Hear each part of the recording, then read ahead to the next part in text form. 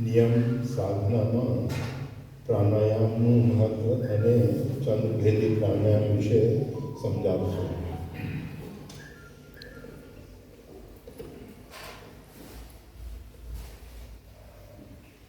मन और प्राण इनका बड़ा घनिष्ठ संबंध है. हमारा मन जो है चंचल है, वो स्थिर नहीं हो पाता है, परंतु मन को स्थिर करना साधना का एक महत्वपूर्ण अंग है. जिस प्रकार से जल में तरंगें आंदोलित हो रही हैं, उसमें हम अपनी छाया नहीं देख पाते हैं. इसी प्रकार से चंचल चित्त में हम परमात्मा के बिंब को नहीं देख पाते हैं. जब परमात्मा के विषय में पार्वती जी ने प्रश्न किया तो सबके हृदय में परमात्मा विराजमान है, और फिर परमात्मा दिखाई क्यों नहीं देते हैं? तो भगवान शंकर ने कहा, मुकुर मलिन और नयन विहीना राम रूप देते किम दीना. वो दया के पात्र जिनका मन रूपी दर्पण मलिन हो गया है. ये मन की मलिनता कहाँ से होती है? काई विषय मुकुर मन लागे. मन रूपी दर्पण में विषय रूपी काई जो लग गई है, इससे दर्पण जो है मलिन हो गया है. और जब तक मन साफ नहीं होता, मन स्थिर नहीं होता, मन का स्वभाव शांत है, परंतु विषयों के कारण, अपेक्षाओं के कारण, अहंता ममता के कारण ये हमारा चित्त जो है चंचल हो रहा है. इसको कोई सोचे कि एक बार में स्थिर कर दिया जाए, वो संभव नहीं है. भगवान कहते हैं, अभ्यासेन तु कौन्ते वैराग्य च दीयते. वैराग्य पूर्वक अभ्यास करो, और अभ्यास करने से अभ्यास में दो बातों का विशेष महत्व है. एक तो धैर्य, हम कितना धैर्य रखते हैं, कितनी हमारी निष्ठा है. पार्वती जी ने कहा, जन्म कोट लग रदर हमारी वरम सम्मत रहम कुंवारी. करोड़ों जन्म लेने पड़े. इस प्रकार का धैर्य होना चाहिए. अनेक जन्म संसिद्धि, हम ये नहीं कहते कि अनेक जन्म लगेंगे. हो सकता है इसी क्षण परमात्मा कृपा करते, परंतु उसके लिए धैर्य, अनंत धैर्य की जरूरत है. अगर हम अनंत धैर्य रख के साधना में प्रवृत्त होते हैं तो शीघ्र परिणाम आता है. और अगर हमारे अंदर धैर्य नहीं है कि 30 साल हो गए, 26 साल हो गए, 25 साल हो गए, अभी तक कुछ हो नहीं रहा है, हमें नहीं मालूम है कि क्या होना चाहिए, हमें नहीं दिखता है. वो बात बिल्कुल सही है कि क्या हो रहा है, हमारे अंदर क्या चल रहा है वो भी हम नहीं जानते हैं. हम भोजन करते हैं, वो कैसे सप्त धातु में परिणित हो जाता है हमको नहीं मालूम है कैसे हो जाता है. भोजन करिए तृप्त चित्त. हम तो केवल भोजन तृप्ति के लिए कर लेते हैं, परंतु जठराग्नि में जो अहम वेशपानरो भूता प्राणी नाम देवाश्रित, वो परमात्मा जो जठराग्नि रूप में विराजमान है, उसको पचाते हैं, डाइजेस्ट करते हैं, और फिर उसका रस बनता है, उसका रुधिर बनता है, उसकी सप्त धातुएं बनती हैं. शरीर में ये सब हो रहा है. इसी प्रकार से हम भजन करते हैं, अंदर क्या क्या प्रक्रिया होती है वो हमको नहीं दिखाई देती है. हमारे मन मस्तिष्क में परिवर्तन होता है, हमारे जो जन्म जन्मांतर के मलिन संस्कार हैं वो दूर होते हैं। पता नहीं कितने जन्म जन्मांतर से हम भटक रहे हैं। हमने संसार को सत्य मान लिया है और जो वास्तविक परम सत्य है परमात्मा, उसके विषय में जैसी निष्ठा होनी चाहिए, विश्वास होना चाहिए, वो निष्ठा और विश्वास है नहीं। हम हमेशा कहा करते हैं, सब लोग कह देते हैं परमात्मा सब जगह परिपूर्ण है, पर विश्वास नहीं। अगर परमात्मा सब जगह परिपूर्ण है, वो हमारी प्रत्येक गतिविधि को देख रहे हैं। हम छिप के कार्य क्यों कर रहे हैं? किससे छिपाव कर रहे हैं?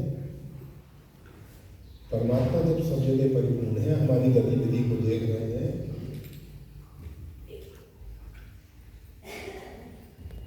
हम सोचते हैं कोई नहीं देख रहा।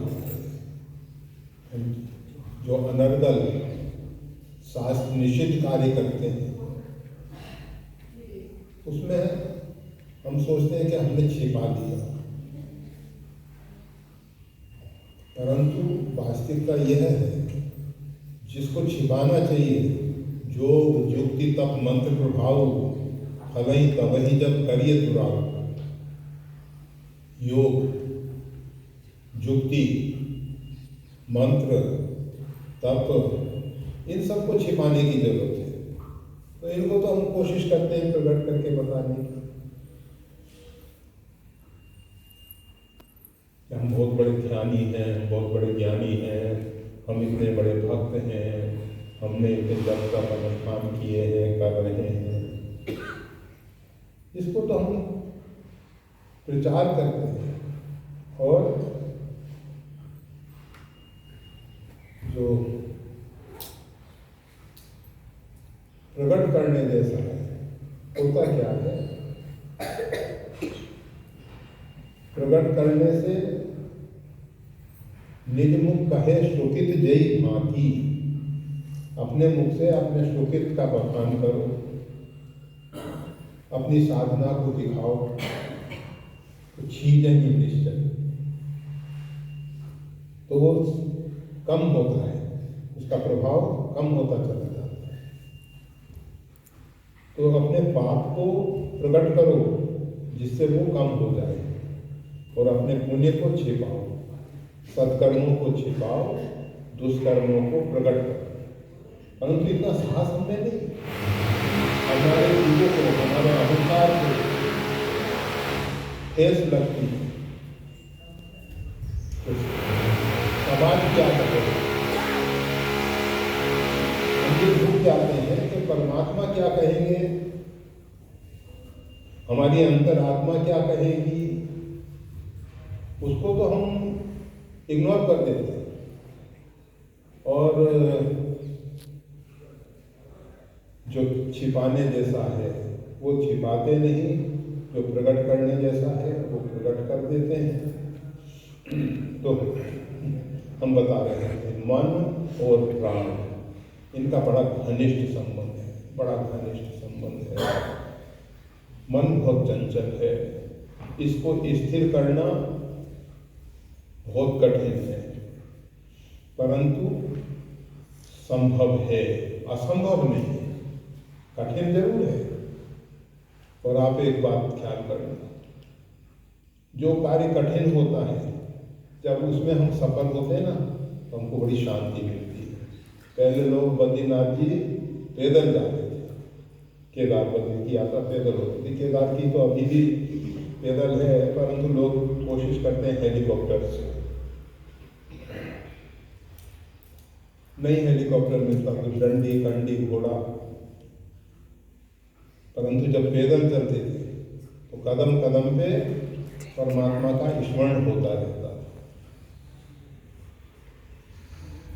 और जब वहां पहुंचते थे देव दर्शनी, जहां से मंदिर का दर्शन हो जाता है, मंदिर के शिखर का दर्शन हो जाता है, वहां पहुंचने पर आह्लाद होता था, बहुत आनंद होता था।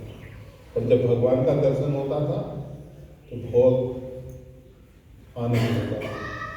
जो अति आतप व्याकुल होई कर छाया सब जाने सोई, जिसकी चाह हमारे अंदर बहुत है और वो कठिन है, तो जब पूर्ति होती है तो बहुत आनंद आता है। इसी प्रकार से जब आपका मन स्थिर होगा तो आपको विशेष आनंद की उपलब्धि होगी। अगर मन को शांत करना सरल होगा तो उसमें वो आनंद नहीं आता। भगवान ने साधन दिया है, क्या? प्राण।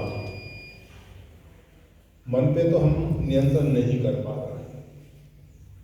माला लेके बैठते हैं, मन यत्र तत्र भटकता रहता है। लाल जी की सेवा कर रहे हैं, शालिग्राम भगवान की सेवा कर रहे हैं, मन भटक रहा है। आयोजन चल रहे हैं कि आज वो करना है, ये करना है, वो करना है। किसी प्रकार से पूजा से विवृत होते हैं। जो पूजा में रस की अनुभूति होनी चाहिए, जो आनंद आना चाहिए, वो नहीं आता है। कारण क्या है? उसमें जो निष्ठा होनी चाहिए थी वो निष्ठा नहीं है। हम भजन को समझे ही नहीं है। भजन वही है जिसमें रस की अनुभूति हो, ऐसी ठाकुर जी की सेवा। जिसमें रस की अनुभूति नहीं होती, जिसमें आनंद नहीं आता, वो सेवा भजन नहीं होती। अगर हमारे अंदर ये दृढ़ निश्चय हो जाए कि भजन में आनंद आना चाहिए, अगर आनंद नहीं आ रहा तो सेवा केवल औपचारिकता है, उपचार मात्र है। वास्तव में वो सेवा भजन है ही नहीं। हमने उतना समय उपचार की पूर्ति में कर दिया। तो मन को स्थिर करने के लिए, मन को एकाग्र करने के लिए प्राण पे नियंत्रण कर सकते हैं, वो है प्राणायाम। प्राणायाम के माध्यम से हम मन को स्थिर कर सकते हैं। उसमें भी ये जो चंद्रभेदी प्राणायाम है, आप सब अध्यात्म राम रक्षा पढ़ते हैं, उसमें लिखा है चंद्र सूर्य दो एक घर करे। चंद्र को सूर्य के घर में ले जाना है। जो हम बाईं ओर से, लेफ्ट साइड से श्वास लेते हैं, वो चंद्र स्वर से ईड़ा नाड़ी के अंतर्गत प्राण जाता है। और पिंगला जो है वो सूर्य का घर है, उसमें हमको ले जाना है। अर्थात दाहिनी ओर से श्वास को निकालना है, बाईं ओर से श्वास को लेना है, दाहिनी ओर से, लेफ्ट साइड से लेना है, राइट साइड से निकालना है। इस प्रक्रिया को बारंबार 27 बार कर आज्ञा चक्र ध्यान किया जाता है। 27 बार एकदम से नहीं हो पाता है, इसलिए धीरे धीरे 27 तक पहुंचना है। कोई भी कार्य अगर आप बहुत जल्दी करोगे तो उसमें सफलता में कठिनाई होगी। अगर आप धीरे धीरे करेंगे, जैसे वजन उठाना, एक गाय का बछड़ा जन्म ले, उस समय आप उसको आसानी से उठा लोगे। धीरे धीरे उसका वजन प्रत्येक दिन बढ़ता चला जाएगा, बढ़ता चला जाएगा। रोज आप उसको उठाने का हो सकता है, एक दिन वो बड़ा रेल बन जाए, उसको भी आप अभ्यास रोज धीरे धीरे करते। इसी प्रकार से 27 बार एक पहले दिन नहीं हो जाएगा। जिसने अभ्यास किया है उसके द्वारा संभव है, परंतु जिन्होंने अभ्यास नहीं किया है उनके लिए थोड़ा कठिन है। फिर भी कोशिश करते हुए कुछ दिन में 27 बार हो जाएगा। फिर 27 का 4 गुना अर्थात 1 माला 1 द्वार।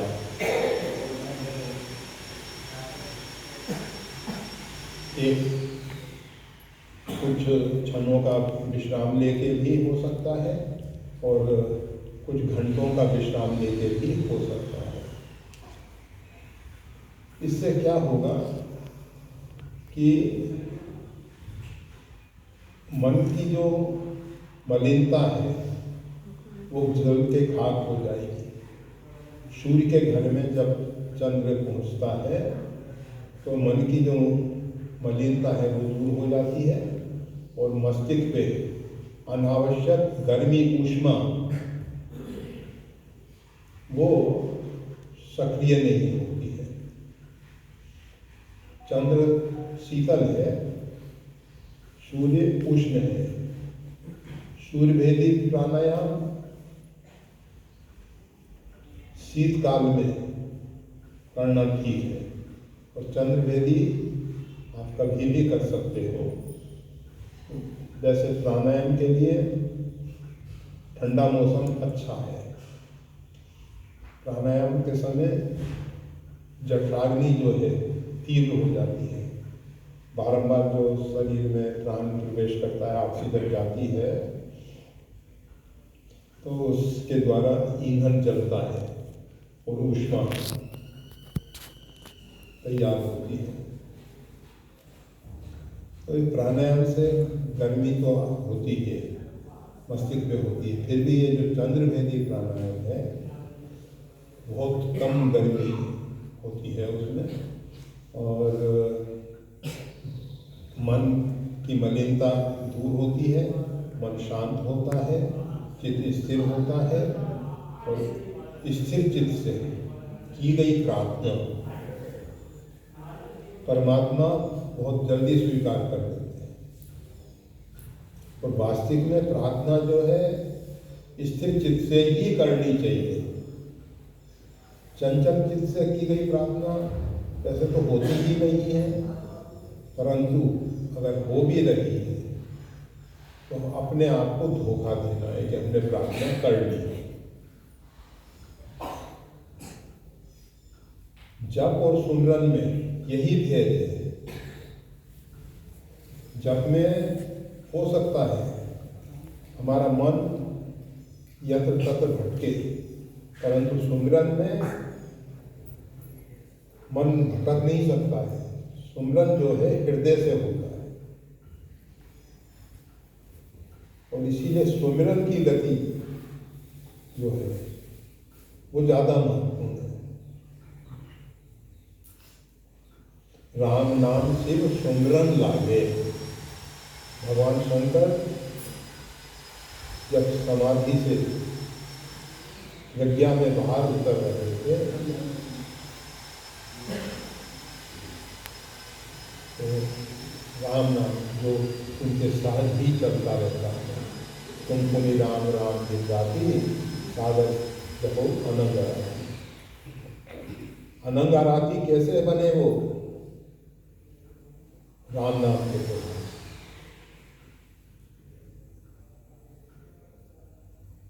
काशी में जो मुक्ति का अनंग क्षेत्र चला रहे हैं, कैसे चला रहे हैं? महामंत्र जो जपत है तो काशी मुक्ति हेतु। भगवान शंकर काशी में मरने वाले व्यक्तियों को मुक्ति प्रदान करते हैं। कैसे करते हैं? राम नाम के प्रभाव से करते हैं। तो भगवान सुमरन करते हैं, राम नाम शिव सुमरन लागे।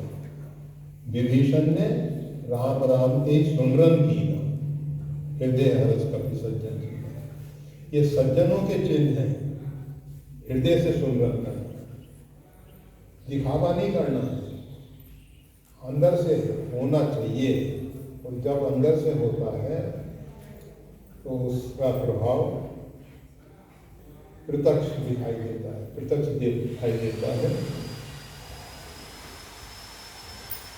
तो बस चंद्रवेदी प्राणायाम नित्य प्रति 27 के हिसाब से 4 बार प्रत्येक दिन हो और धैर्य, अनंत धैर्य रखे। ऐसा नहीं कि इतने दिन हो गए प्राणायाम करते हुए, अभी तक तो कुछ नहीं हुआ। हमारी शारीरिक मानसिक स्थिति कैसी है? कहते हैं कि ध्रुव को 6 महीने में ही भगवान का साक्षात्कार हो गया। वाल्मीकि जी को इतना नाम जप करना पड़ा, पूरे शरीर पे दीमक लग गई, अस्थिमात हो गया शरीर। मनुष्य रूपा को अस्थिमात हो ही रहे शरीर। इतना लंबा अंतराल, इतना लंबा समय समझिए।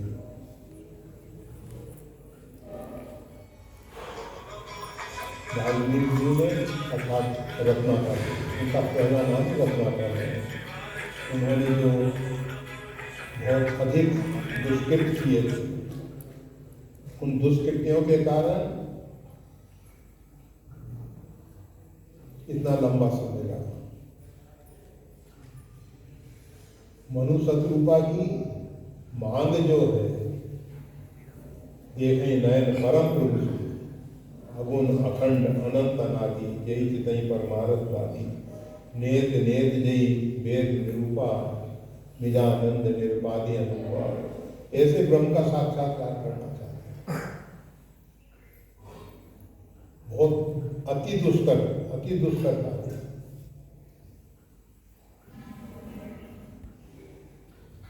इस कारण से वहां समय लग गया। तो समय कितना लगेगा वो कहना कठिन है।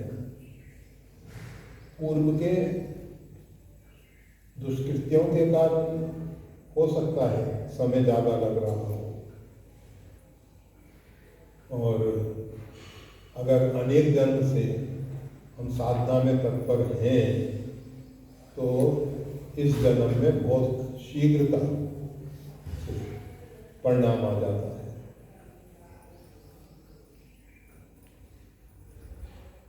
बस इस विषय में ज़्यादा नहीं, घड़ी तो कह ही रही है कि समय की मर्यादा का ख्याल रखें। शनिवार है, शनिश्चर। जय श्री